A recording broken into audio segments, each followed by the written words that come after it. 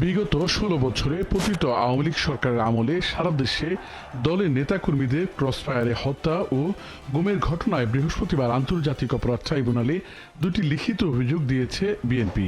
দলের মহাসচিব মির্জা ফখরুল ইসলাম আলমগীর স্বাক্ষরিত দুটি আলাদা অভিযোগ ট্রাইব্যুনালের প্রসিকিউশন শাখায় জমা দেন বিএনপির একটি প্রতিনিধি দল।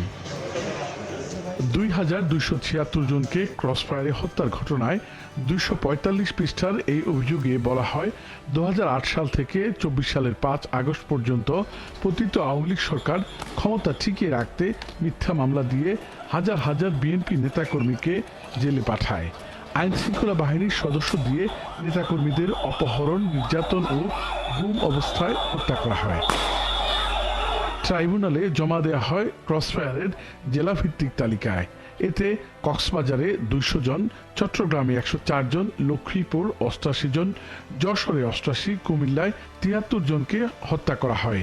এছাড়া ঢাকা, ময়মনসিংহ, কুষ্টিয়া, ঝিনাইদহ, নোয়াখালী, ফেনী, খুলনা, সাতক্ষীরায় ক্রসফায়ারে হত্যা করা হয় ৫০ জনেরও বেশি বিএনপির নেতাকর্মীকে। আমরা আজকে ২২০০ আপনার ৭৬ জনের ক্রসফায়ারের নামে যে হত্যা করেছে নির্মমভাবে, তার একটা তালিকার অভিযোগ জমা দিলাম।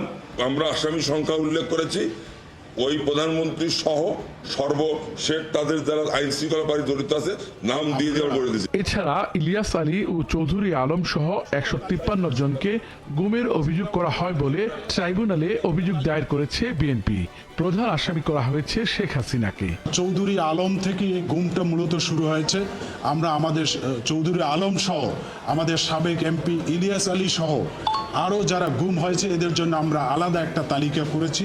সে তালিকায় হলো ১৫৩ জন এবং সেখানে আমরা তাদের সমস্ত ঠিকানা, ঘটনার বর্ণনা দিয়ে আমরা এখানে চিফ প্রসিকিউটর অফিসে আন্তর্জাতিক আদালতে আমরা এটা সাবমিট করেছি। বিএনপির এই অভিযোগ আমলে নিয়েছে আন্তর্জাতিক অপরাধ ট্রাইব্যুনালের প্রসিকিউশন শাখা।